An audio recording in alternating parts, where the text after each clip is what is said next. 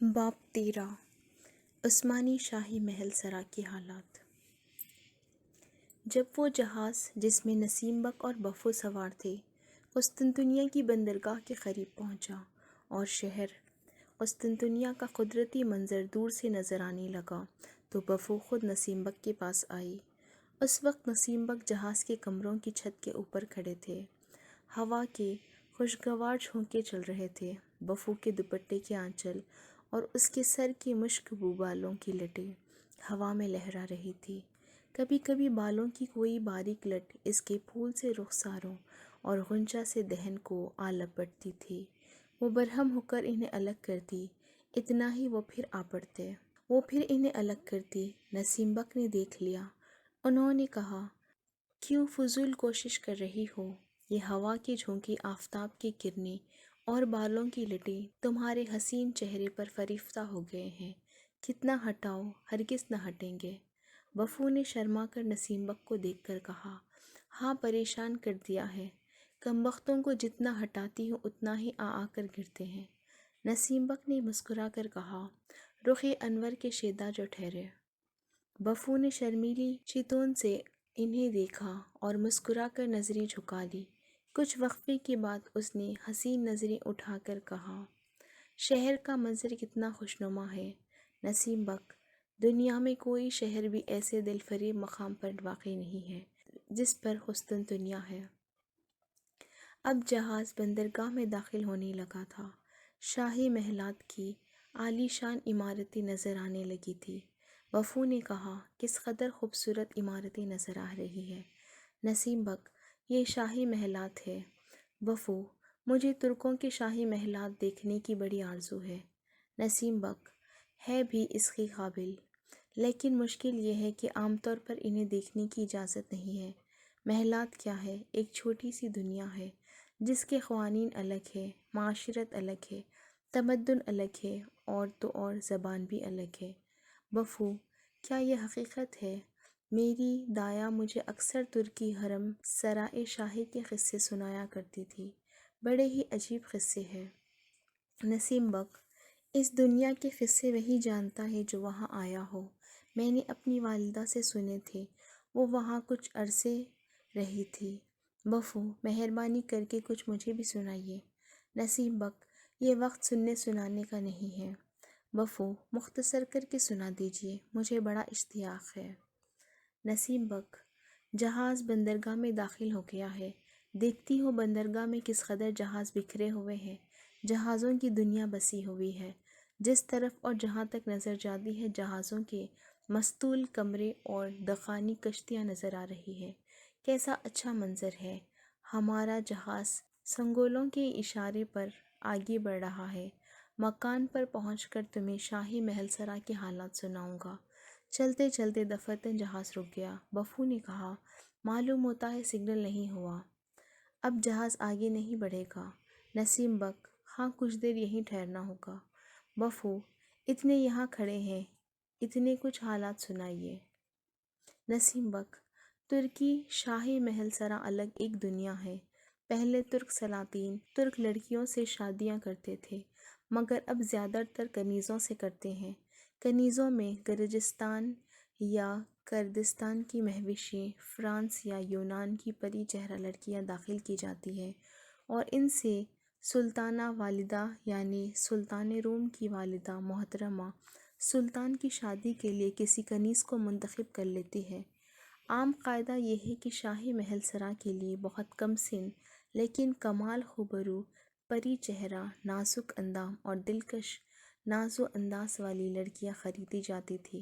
کبھی ایسا بھی ہوتا ہے کہ فرانس، یونان، گرجستان اور کردستان کے لوگ اپنی نازنینیں اور مہجمال لڑکیوں کو خود ہی سلطان کی خدمت میں پیش کر دیتے ہیں اور وہ لڑکیاں کنیزوں کے زمرے میں شامل کر لی جاتی ہیں۔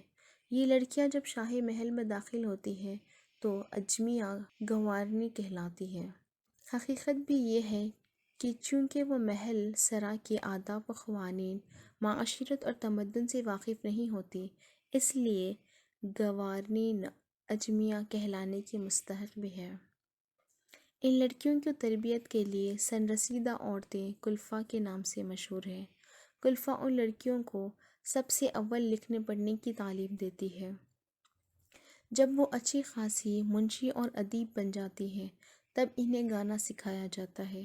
جب اس میں بھی مہارت حاصل کر لیتی ہیں تو انہیں سلیقہ شعر بنایا جاتا ہے، یعنی قہوہ یا شربت سلطانہ والدہ یا خود سلطان کے حضور میں پیش کرنے کا طریقہ اور سلیقہ سکھایا جاتا ہے۔ یہ کام آسان نہیں، بڑا مشکل ہوتا ہے۔ اگر کوئی کنیز بد سلیقگی کرے تو اسے علیحدہ کر دیا جاتا ہے اور ادنا درجے کی کنیزوں کے زمرے میں ڈال دیا جاتا ہے۔ ادنا درجے کی کنیزوں کی ماما، پیش خدمت، ہمامن اور دھوبن وغیرہ بنایا جاتا ہے، اور جو کنیز خوش سلیقگی سے کام کرتی ہے وہ برابر ترقی کرتی رہتی ہے۔ ان کنیزوں کو علائق کے نسب سے یاد کیا جاتا ہے۔ یہ کنیزیں یا علائق کلفا کی منہ بولی بیٹیاں ہوتی ہیں، اور کلفا ان کے ساتھ بیٹیوں ہی جیسا سلوک کرتی ہے۔ نہایت اچھا لباس اور قیمتی زیورات پہننے کو اور نہایت اچھے مکانات رہنے کو دیے جاتے ہیں۔ وہ اس قدر آرام اور اطمینان سے رہتی ہیں کہ اپنے گھروں اور والدین کو بھول جاتی ہیں۔ ان علائق میں سے جو مسلمان ہو جاتی ہے اور پنجگانہ نماز پڑھتی ہے اور شریعت اسلامیہ کی پابند ہوتی ہے، ان کی زیادہ قدر و منزلت کی جانے لگتی ہے۔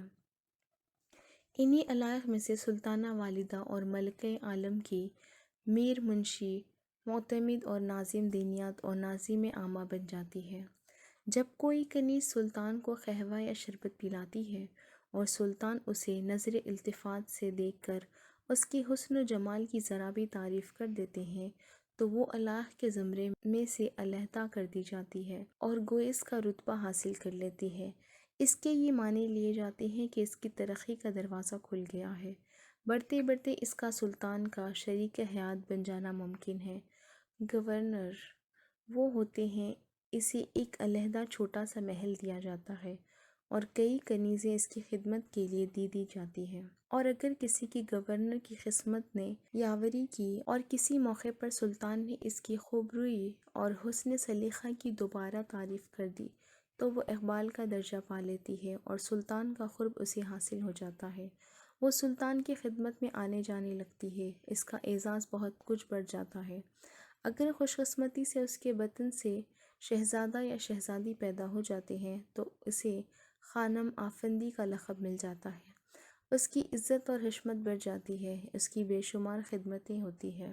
اگر سلطان کی اس پر اور توجہ ہوئی تو وہ اس سے باقاعدہ عقد کر لیتے ہیں اور اب وہ خاون آفندی بن جاتی ہے۔ اسے اعلیٰ قسم کا محل عطا ہو جاتا ہے، شاہانہ ساز و سامان مل جاتا ہے، اس کی عشرت و عظمت بہت کچھ بڑھ جاتی ہے، یہاں تک کہ وہ سیاست میں بھی حصہ لینے لگتی ہے۔ وزراء اور اراکین سلطنت اس کے احکام کی تعمیل پر مجبور ہوتے ہیں۔ ایک سلطان کی خاون آفندی صرف 4 ہو سکتی ہے کیونکہ شرع اسلام نے 4 بیویوں کی اجازت دی ہے۔ اگر حسن اتفاق سے کسی خاون آفندی کے بیٹے کو سلطان نے ولی عہد مقرر کر دیا، عام طور پر بیٹا ولی عہد ہوتا ہے، تو وہ باش خاون آفندی کہلانے لگتی ہے۔